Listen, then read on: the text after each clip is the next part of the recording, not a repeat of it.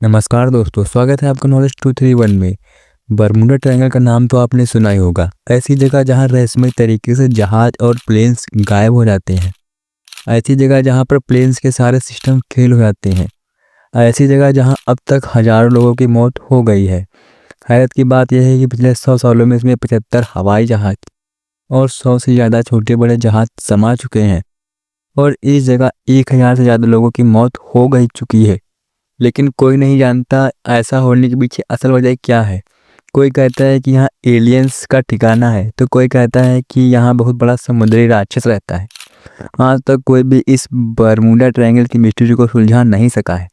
आखिर है क्या यह बरमूडा ट्रायंगल और इसकी मिस्ट्री क्या है।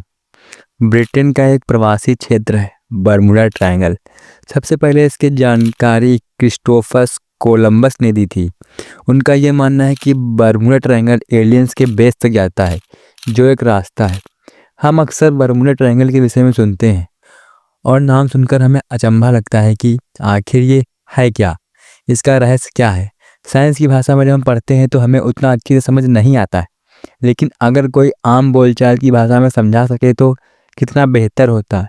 इसीलिए हम इस वीडियो के माध्यम से आपके लिए लेकर आए हैं बरमूडा ट्रायंगल की हिस्ट्री और उसकी मिस्ट्री बेहद आसान और आम बोलचाल की भाषा में, जिससे आपको इस विषय को समझने में कोई समस्या ना हो।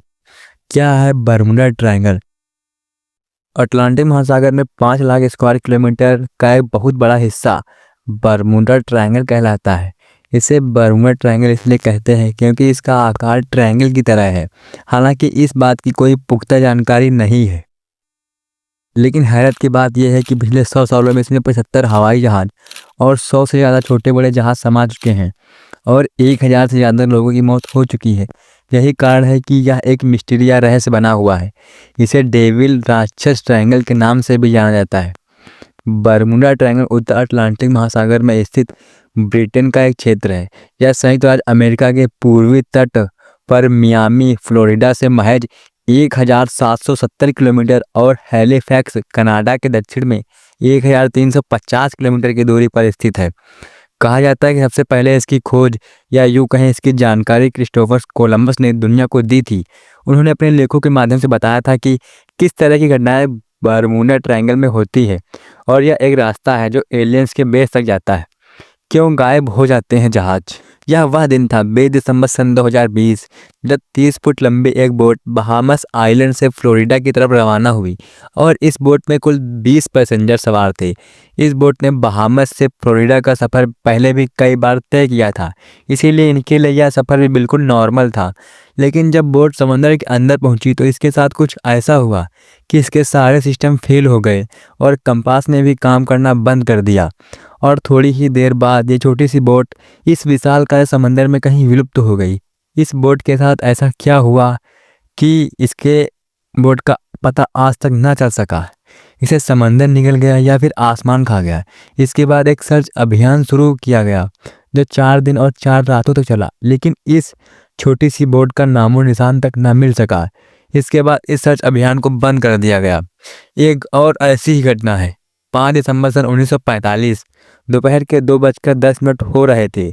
यूएस नेवी के 5 टॉर्पीडो बॉम्बर एयरक्राफ्ट फ्लोरिडा से उड़ान भरते हैं। इस उड़ान को नाम दिया जाता है फ्लाइट 19। ये अपना एक 3 घंटे का रूटीन ट्रेनिंग मिशन पूरा करने के लिए उड़ान भर रहे थे।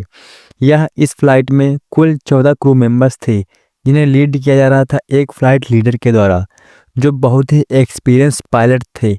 ये पांचों प्लेन उड़ान भरने के बाद फ्लोरिडा के ईस्ट में फ्लाई करते हैं।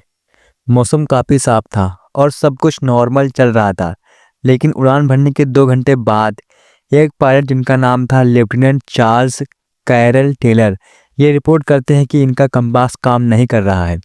ये अपना बैकअप कंपास निकालते हैं, लेकिन बैकअप कंपास भी फेल हो जाता है और इन्हें पता नहीं चल पा रहा है कि इनकी एक्चुअल पोजीशन कहाँ पर है।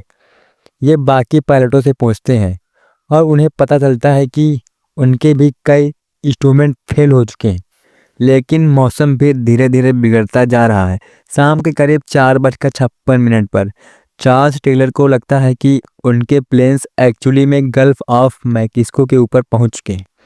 इसीलिए उन्हें वापस फ्लोरिडा जाने के लिए ईस्ट की तरफ फ्लाई करना होगा और वो अब बाकी प्लेन्स को कमांड देते हैं कि ईस्ट की डायरेक्शन में उड़ान भरी जाए। लेकिन कुछ फ्लाइट के पायलटों को लगता है कि वो एक्चुअली में अभी ईस्ट में है, उन्हें वेस्ट में फ्लाई करना होगा वापस फ्लोरिडा लौटने के लिए। और मौसम भी बिगड़ता रहता है, सूरज भी अस्त हो जाता है और अंधेरा हो जाता है।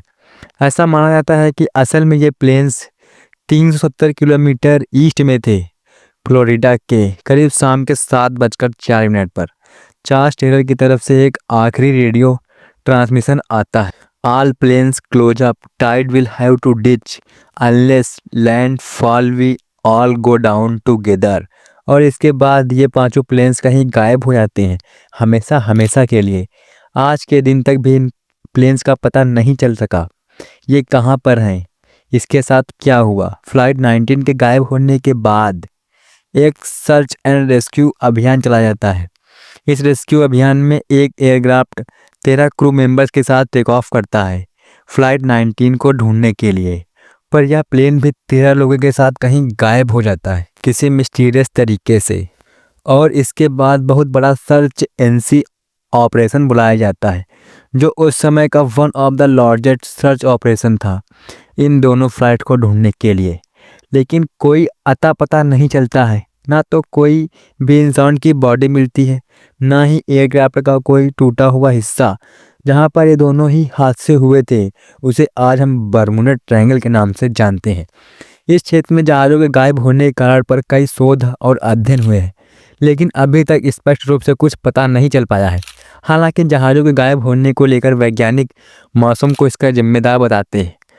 बरमूडा ट्रायंगल के आसपास के मौसम पर शोध कर वैज्ञानिकों ने पता लगाया है कि इस ट्रायंगल के ऊपर खतरनाक हवाएं चलती हैं और इनकी रफ्तार 170 मील प्रति घंटे रहती है।